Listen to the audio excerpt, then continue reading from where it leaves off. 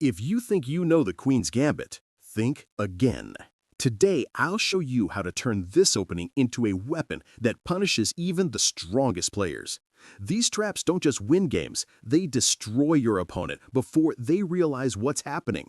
Welcome to Chess 369, and before we begin, make sure to smash the like button, subscribe, share the video, and hit the notification bell so you never miss our next Trap Pack guide. If black accepts the pawn on c4, we simply play pawn to e3, preparing to recapture it with the bishop. Ideally, black should forget about trying to hold on to this pawn and instead focus on developing their pieces. However, if black is determined to keep the extra pawn, they might try pawn to b5. In response, we strike back immediately with pawn to a4, attacking the defender of the c4 pawn. Now, black has a few possible ways to defend. Playing pawn to a6 doesn't work. After we capture on b5 and they recapture, we simply take the rook on a8, winning material instantly. What if black tries bishop to d7 instead? Then we capture on b5, they take back, and now we play knight to c3, attacking the bishop. If the bishop retreats, it might seem like black is holding everything together. The bishop is defending the pawn, and the knight is defending the bishop. But white has a crushing response. Can you find the winning move for white? It's queen to f3. Now, the knight on b8 cannot move because the bishop on a6 would be hanging. Black's only real attempt is pawn to c6, but that leaves the knight overloaded with too many defensive duties. We play the killer move. Rook takes bishop.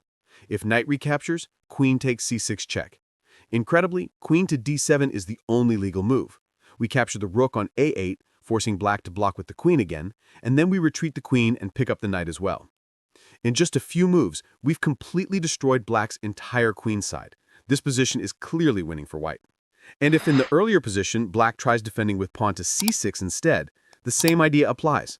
Capture on b5, they take back, and again, queen to f3 follows, attacking the rook and eventually winning either the knight or the bishop.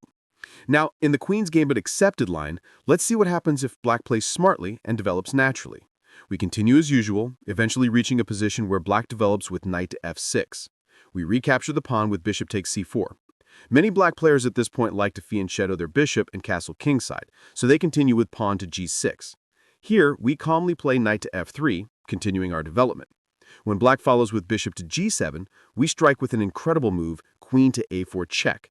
Now, there are several ways for black to block this check, but almost all of them lead to serious trouble, except one. Let's look at the most common mistakes. The first natural response is bishop to d7, attacking the queen, but this immediately runs into queen to b3, a powerful move that attacks two targets at once, the weak pawn on f7 and the pawn on b7. Even if black castles, white can still apply heavy pressure on the king side with knight to f5. So bishop to d7 is already a mistake. What if black tries knight to c6 instead? Then again, we play knight to f5, attacking both the knight on c6 and the f7 pawn. If black castles, we can trade knights and win a free pawn. And if black tries to defend with the bishop, we have a beautiful fork with knight takes f7, attacking both the queen and the rook. All right, let's go back. Suppose black tries knight to d7 to block the check instead. This move looks solid, but it allows a stunning combination. White sacrifices the bishop on f7. After king takes f7, we continue with knight to g5 check. Now, no matter where the king goes, disaster follows. If king to e8, the king gets trapped in the center and will soon be checkmated. If king to f8, we have a beautiful fork that wins the queen instantly. And if king to g8, we have a forced checkmate in 4 moves. Here's how it goes. Queen to c4 check. The only safe square for the king is f8.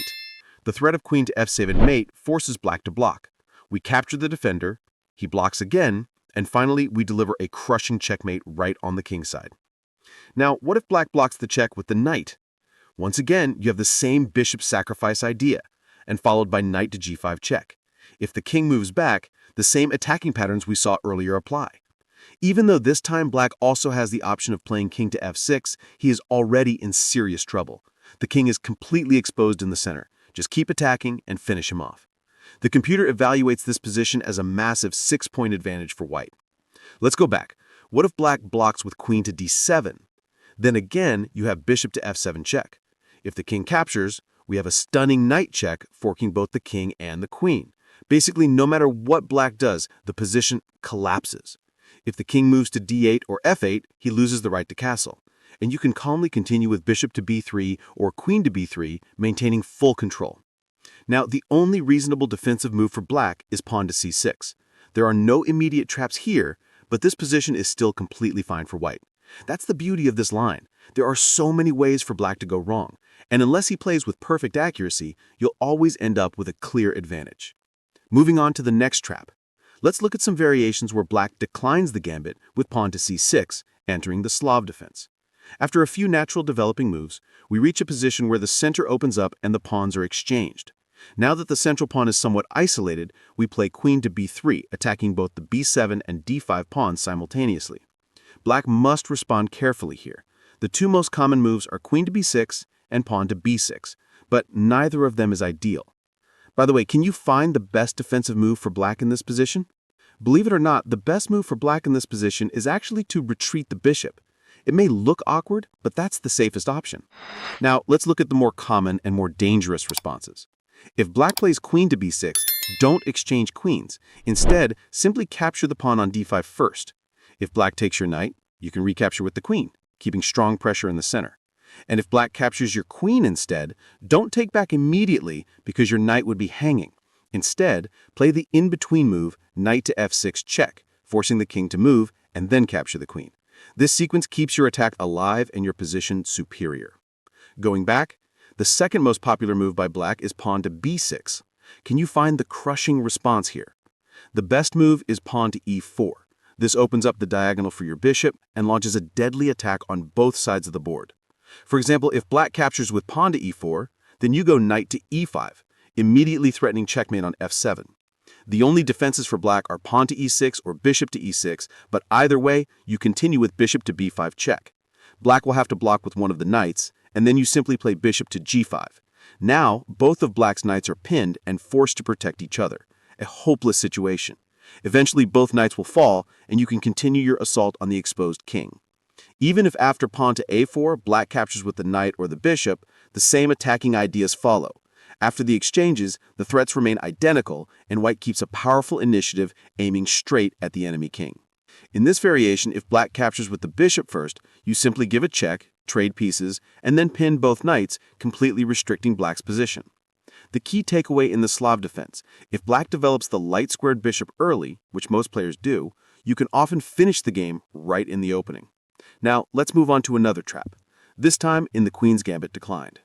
After pawn to d4, pawn to d5, pawn to c4, black responds with pawn to e6, entering the main line. Play continues naturally. Knight to c3, knight to f6, bishop to g5, pinning the knight, and bishop to e7, breaking the pin. Then pawn to e3 opens the diagonal for our bishop. Black castles, and we bring out knight to f3. Black play knight to d7. We exchange in the center, black recaptures, and we develop our bishop. Both sides bring their rooks to the semi-open files.